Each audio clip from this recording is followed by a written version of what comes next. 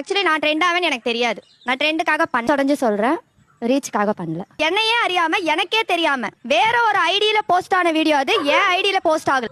வேற ஐடியில போஸ்ட் ஆகி அது மூலியமா ட்ரெண்ட் ஆனவன். அந்த வீடியோ உங்க எடுத்தது நீங்க பாத்தீங்களா மேடம்? உங்களுக்கு தெரியாத யார் ஹஸ்பண்ட் எடுத்தது. அந்த வீடியோ எடுத்து எப்படி மேடம் வெளிய போச்சு?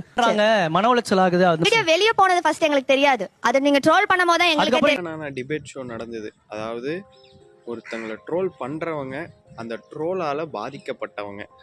அது என்ன விதமாலாம் இவங்க பாதிக்கப்பட்டாங்க, ஏன் அவங்கள இவங்க ட்ரோல் பண்ணாங்க அப்படிங்கிற மாதிரி ஒரு டிபேட்டு போச்சு. அந்த டிபேட்டில் வந்துட்டு இந்த அக்கா வந்துட்டு ரொம்ப எமோஷ்னலாக பேசினாங்க.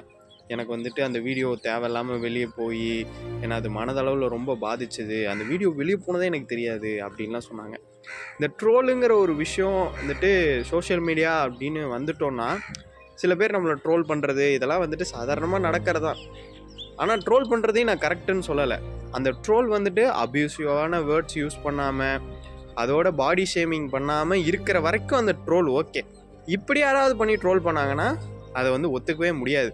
ஆனால் இந்த அக்காவை எதுக்காக ட்ரோல் பண்ணாங்கன்னு எனக்கு தெரியல. அந்த ஒரு டான்ஸ் ஆடின ஒரு காரணத்துக்காகவும் ஃபேஸில் அந்த ரியாக்ஷன் அப்படி கொடுத்த காரணத்துக்காகவும் இவங்கள ட்ரோல் பண்ணுறதுக்கு அந்த வீடியோவில் ஒன்றுமே இல்லை.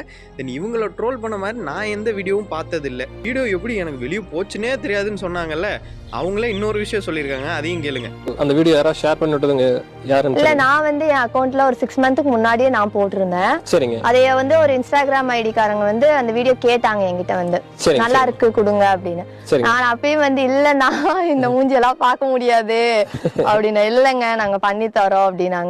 சரிங்க. பட் உண்மையாலுமே நல்ல ரீச்சுங்க. இவங்கள தான் நிறைய ஃபாலோவர்ஸ் வச்சிருக்க ஒரு இன்ஸ்டாகிராம் பேஜ் வந்து கேட்டிருக்காங்க, இவங்களோட வீடியோ கொடுத்துருக்காங்க.